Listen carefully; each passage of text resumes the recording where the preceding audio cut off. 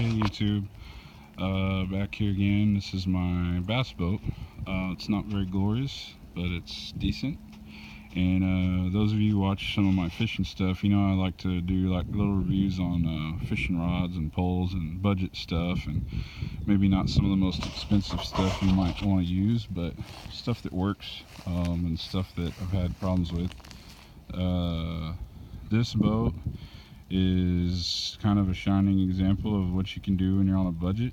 That's the only reason I'm videoing. It's not because it's an awesome boat or whatever. It's definitely not a new boat, but it's cool to me because it represents what I could do for myself to get out on the water and enjoy bass fishing in a pretty decent rig.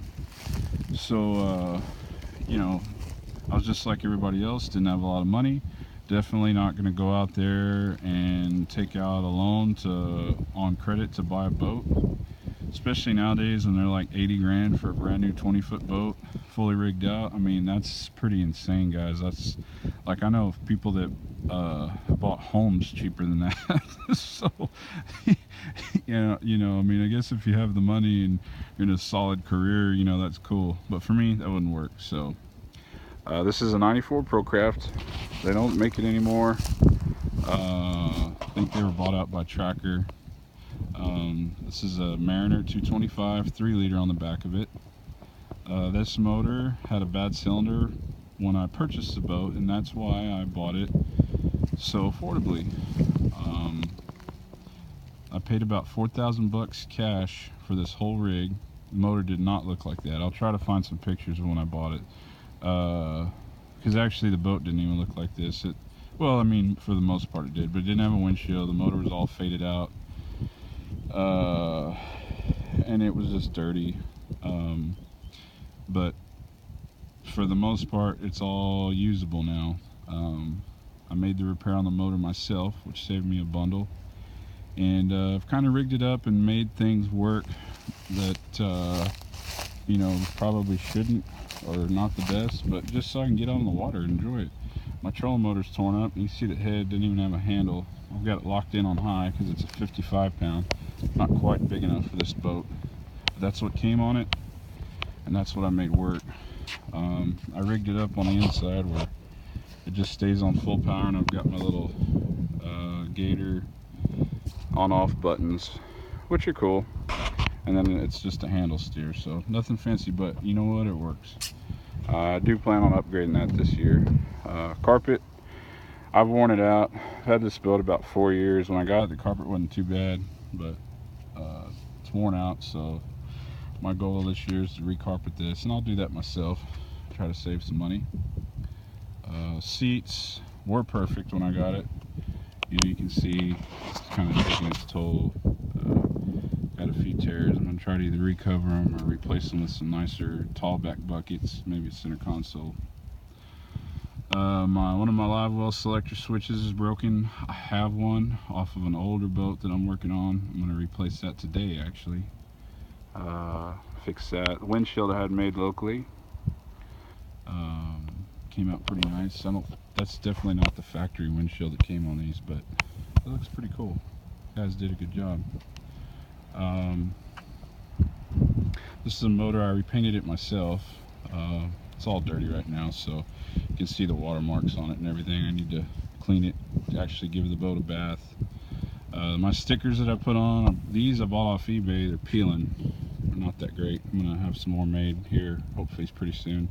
This beauty stripe I had made locally, and it's held up.